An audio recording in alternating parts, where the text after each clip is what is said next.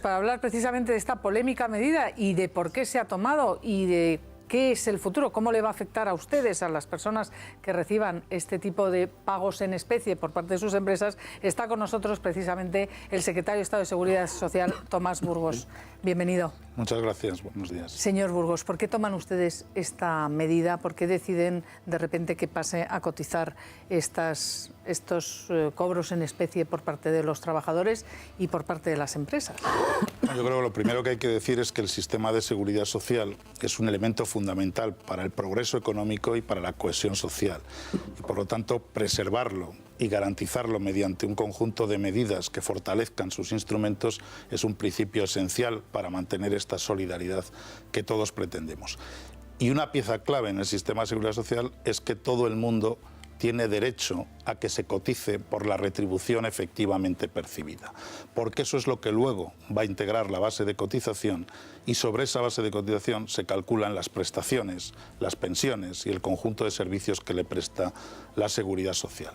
¿Qué venía ocurriendo en los últimos años? Que una parte muy importante de la retribución que percibían muchos trabajadores, no todos, algunos sectores, algunas empresas, iba progresivamente evolucionando hacia mecanismos de pago en especie, es decir, eludiendo la cotización y eludiendo, por tanto, el reflejo que esta cotización tiene en los derechos de los trabajadores y, obviamente, en la recaudación del propio sistema. La deriva de esta situación y la progresión de este tipo de mecanismos en especie venía preocupando a la seguridad social desde hace mucho tiempo. Y en una situación, obviamente, en la que la seguridad social ha visto mermados sus recursos, es evidente que teníamos que acometer una reforma de estas características. No lo hacemos por su efecto recaudador. Habría otras medidas con mucho más efecto, sin duda. Lo hacemos básicamente para mantener el criterio de equidad y de transparencia que debe presidir el sistema de cotización a la seguridad social. Pero entonces, a partir de ahora, una persona, un trabajador, cuando usted dice una parte importante de la retribución que le da la empresa, hay gente que es una parte muy importante, pero hay personas que esa parte es muy pequeña. Cualquier trabajador que le dan ese vale de comida o ese vale de guardería o ese cheque de lo que sea en especies, ¿ahora qué va a pasar con él? ¿Cómo va a tener que declararlo? Y la empresa, ¿cómo va a reaccionar? Porque lo que están advirtiendo empresarios es que lo van a suprimir porque le suben los costes sociales y que por lo tanto lo van a eliminar, con lo cual el perjudicado puede volver a ser el trabajador, señor Burgos. No, yo creo que no se va a producir ese efecto. Yo creo que lo que habrá serán muchas actuaciones, sin duda diversas, porque cada sector, incluso cada empresa es diferente y serán diferentes también las actuaciones que se tomen. Pero muchos de estos elementos son parte de la retribución. Lo que ocurre es que no cotizan. Y lo que hay que preguntarse es por qué se recurría a estos conceptos. ¿Por qué eran buenos socialmente? ¿Porque había habido una negociación colectiva y se había llegado a la conclusión de que estas eran medidas positivas para el trabajador? Yo creo que no, que básicamente lo que se había producido era la percepción de que utilizando estas medidas se eludía una parte de la cotización.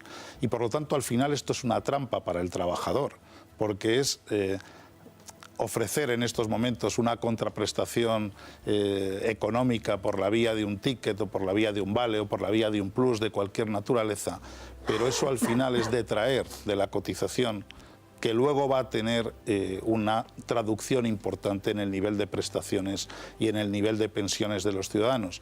Por tanto, mucho cuidado con este tipo de decisiones porque al final son perjudiciales para el trabajador. Costes para la empresa, habrá que integrar eso en la base de cotización y habrá que ver cuál es el tipo que se aplica. No todo lo que se integra en la base de cotización va a suponer un coste, sobre eso se aplica un tipo de cotización. Nosotros no subimos los tipos de cotización, lo que hacemos es integrar en la base, es decir, en el elemento que luego se tiene en cuenta para estimar las prestaciones y las pensiones, conceptos que hasta ahora estaban excluidos. Y esos conceptos eran de muy variada naturaleza. Ustedes han citado algunos, pero también se está retribuyendo con acciones de la propia empresa, se están retribuyendo con planes de pensiones complementarios, se está seguros médicos, retribuyendo incluso con stock options, ¿no? Lo que hay que preguntarse es si es justo y equitativo que trabajadores de empresas que no pueden recurrir a este tipo de ingeniería retributiva tengan que cotizar por el 100% de su salario, y aquellas empresas que sí tienen capacidad para optimizar lo que la ley les permite puedan utilizar estos instrumentos. Al final perdemos todos. Si la Seguridad Social no ingresa lo que los ciudadanos deben cotizar en función de sus retribuciones, pierden los que hoy tienen derecho a prestaciones. Y no estamos hablando de una hipotética pensión futura de jubilación. Esto tiene efecto inmediato en el desempleo o en una incapacidad o en una viudedad que se puede producir desgraciadamente en cualquier momento. Y al final el montante global de todo esto, con el volumen que estaba adquiriendo, no solamente supone, insisto, una profunda amenaza para la propia sostenibilidad económica del sistema de seguridad social, sino que tiene un efecto muy negativo sobre los derechos sociales de los trabajadores. En un trabajador con un sueldo que no sea alto, ¿cómo le puede repercutir, quiero decir, porcentualmente? Yo lo he escuchado a usted, se lo digo porque le he escuchado decir que puede ser €1 al mes en la parte que le puede tocar pagar. ¿Esto por qué? ¿No es más dinero? Si hacemos una simple división entre el número de trabajadores que podrían en estos momentos verse remunerados con este tipo de retribuciones, en este país pues hay más de 12 millones de trabajadores asalariados y por lo tanto de una manera o de otra podrían percibir algún tipo de prestación de estas características, y los 900 millones que estimamos que puede tener como efecto esta medida de recaudación para la Seguridad Social, eso es lo que sale. También es cierto que no todos los trabajadores tienen estas retribuciones y que están concentradas en algunos sectores, pero están concentradas en muchos sectores hasta el 30% de la retribución. Y eso significa que una parte muy importante de las retribuciones del trabajador quedan fuera del circuito del sistema y por lo tanto no van a tener luego efecto en sus propios derechos. Yo les preguntaría si cambian un ticket de restaurante por su protección social, y yo creo que ningún trabajador que pueda hacerlo estimará que sea ese un buen negocio. Otra cosa es que estos instrumentos se puedan seguir utilizando, si eso responde a la propia negociación colectiva en las empresas y a los propios intereses de empresarios y trabajadores, pero tendrán que cotizar por ello. Es lo justo y es lo equitativo. Carlos. Pero, señor Burgos, fíjese, yo el argumento que usted da, yo lo comparto. Vamos a ver, a mí esta historia de que la empresa, apoyándose en leyes, diga esto va a tener menos coste fiscal, porque en el fondo es un coste tributario, la cotización funciona igual que un impuesto. Este está privilegiado, este no, este sí. A mí esta historia de, entonces si lo cobro por aquí, al final es verdad que se presta ese tipo de ingeniería salarial.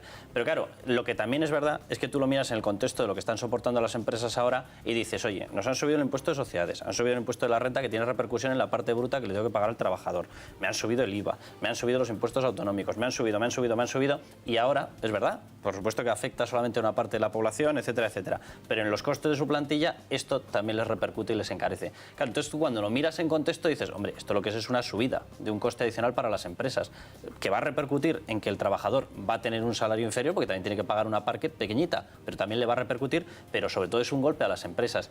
Entonces, hombre, yo creo que a lo mejor, y esto a lo mejor supera al Departamento de Trabajo, pero que el Gobierno sí que tendría que empezar a pensarse si estamos de verdad en una fase de recuperación, no puede seguir permanentemente subiendo los costes fiscales, porque nos resta capacidad de crear empleo, de aguantar las empresas y de competir. A ver, nosotros también hacemos esa reflexión, obviamente. No hay probablemente a ningún departamento a quien le influya más la creación de empleo y el crecimiento económico que al Ministerio de Empleo y Seguridad Social, ¿no?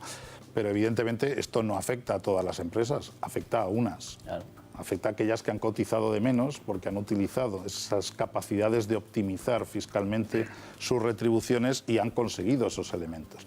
Y de la misma manera que es perfectamente aceptable para una empresa que utilice esos mecanismos para optimizar sus pagos a la Seguridad Social o sus pagos a Hacienda, es evidente que también la Seguridad Social tiene la obligación de optimizar los recursos del sistema. ¿Y cómo los optimizamos? Haciendo que paguemos todos los que trabajamos y que paguemos todos en función de lo que efectivamente cobramos. Y por eso siempre ha sido en el debate sobre la seguridad social un objetivo fundamental el que los trabajadores coticen por el salario efectivamente percibido, igual que los autónomos que coticen por el salario efectivamente percibido, porque eso es lo justo. Lo demás son atajos, lo demás son mecanismos, capacidades de las empresas, insisto, que hacen muy bien en utilizarlas si la ley lo permite, claro, pero la obligación de los poderes públicos es que ese margen entre dentro de lo razonable. Ayer decía la ministra, secretario, que no va a dar marcha atrás el Gobierno. Decía que esto se tramita como decreto ley y por lo tanto va a ser ya no tiene vuelta atrás. Quiere decir, el Gobierno no se plantea, por ejemplo, cuantificar si a los que más afecta, que tienen menor poder adquisitivo, quitar y que haya una pequeñita parte que les puedan dar. No, esta va a afectar a todo el mundo y no se plantea ninguna variación en esta medida. Bueno, es que nosotros no tomamos esta medida de forma improvisada. Insisto, este es un tema antiguo en la seguridad social que ha sido objeto de muchas reflexiones, de muchos análisis, y hemos visto además como en estos últimos años la progresión de este fenómeno ha evolucionado de una manera extraordinariamente importante. Por tanto, esta no es una medida tomada precipitadamente. Comentaba antes la posibilidad de que esto pueda afectar a la creación de empleo. Yo dudo mucho que la competitividad de las empresas españolas se tenga que basar en retribuir a sus trabajadores con vales de comida o con pluses de transporte. Y ahora que sí parece que vamos a superar esta situación y que vamos a empezar a crear empleo y que va a haber más afiliación, es el momento de que el empleo que se construya sea un empleo de calidad y sea un empleo basado en conceptos retributivos transparentes. Uno de los elementos que incorpora también el Real Decreto Ley, que está íntimamente ligado con esto, es que vamos a pedir a las empresas, o vamos a obligar a las empresas a que nos informen de todos los conceptos retributivos que dan a sus trabajadores, los incluidos y los excluidos. Y eso nos dará una información muy importante de cómo se está moviendo el mercado de trabajo en nuestro país, cómo se está retribuyendo a unos ciudadanos y cómo se está dejando de retribuir a otros. A partir de ahora el sistema será mucho más transparente y sobre todo la retribución tendrá un efecto directo en los derechos a prestaciones y a pensiones. Ahora no lo tiene, ahora se está eludiendo una parte importante de la cotización. Insisto, con argumentos de muy variada naturaleza, y desde luego esto no perjudica a los trabajadores de salarios más bajos y medios. En absoluto, estos son los que más tienen que perder si una parte significativa de su retribución queda exenta de cotización. Estos son los que no tienen otros mecanismos, aparte de la seguridad social, para tener una protección social efectiva. Insisto, no en el momento de su jubilación, también ahora si tienen una situación complicada. No, esto a quien de verdad beneficia es a los salarios medios y bajos. Ahí es donde claramente se está produciendo un efecto negativo, un efecto perverso en gran parte de los trabajadores que están sujetos a este tipo de Entiendo que entonces esta medida la han tomado ustedes por justicia, según está diciendo, y no crean que contraviene sus promesas electorales de bajar cotizaciones o sus intenciones electorales de bajar cotizaciones e impuestos.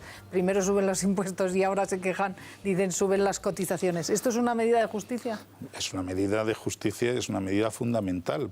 Que la gente cotice en función de sus retribuciones es el principio esencial en el que debe sustentarse la seguridad social, que responde al modelo que todos nos hemos dado. Podríamos haber elegido otro modelo, pero si hemos elegido un modelo de reparto y un modelo contributivo, todos tenemos que contribuir y todos tenemos que contribuir de la mejor manera. Carmen y Carmenchu. Carmen. Dice usted que, yo no lo dudo, que era una cosa que estaba pensándose y fraguándose y tal.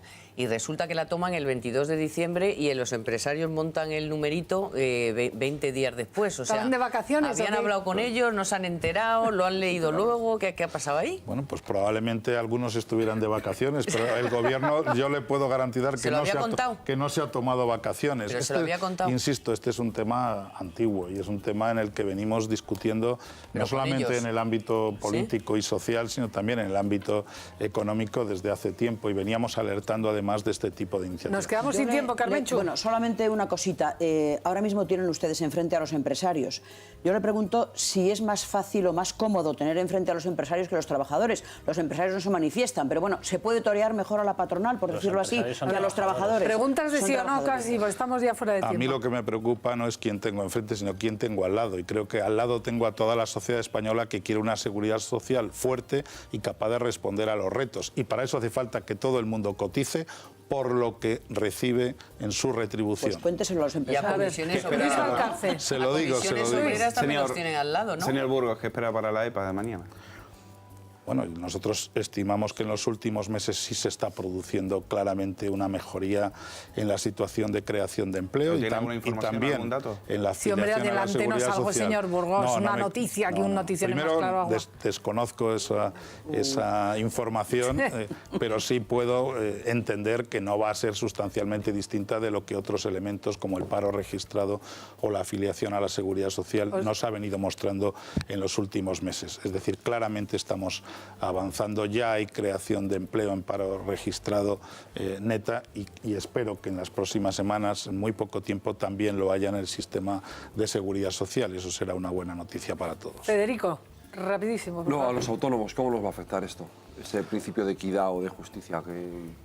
A los autónomos no les afecta esta medida porque esta medida responde solamente a los trabajadores por cuenta ajena o asalariados. Sí, pero usted ha dicho antes a los autónomos, que se quería trasladar a los autónomos venimos negociando desde hace mucho tiempo medidas que vayan permitiendo que también eleven progresivamente sus cotizaciones. Pero los autónomos tienen una diferencia respecto al resto de los ciudadanos. Ellos sí pueden elegir la base de cotización sobre la que establecen la misma. El problema es que la inmensa mayoría de los autónomos cotizan por lo mínimo posible, no por lo que cobran, no por lo que reciben, sino por lo mínimo posible. Y eso al final les afecta negativamente. Me temo y por que eso, nos van a subir las cotizaciones a los autónomos. No, porque los autónomos pueden elegir lo que coticen. Nosotros con los autónomos lo que les estamos diciendo es bueno que coticéis más voluntariamente, porque eso va a suponer que vuestras pensiones el día de mañana serán superiores. Hoy la pensión de un autónomo... ¿Las hay? Hoy ¿No peligran las pensiones? Pero hoy la pensión de un autónomo es un 40% más baja que la de un trabajador del régimen general. ¿Por qué?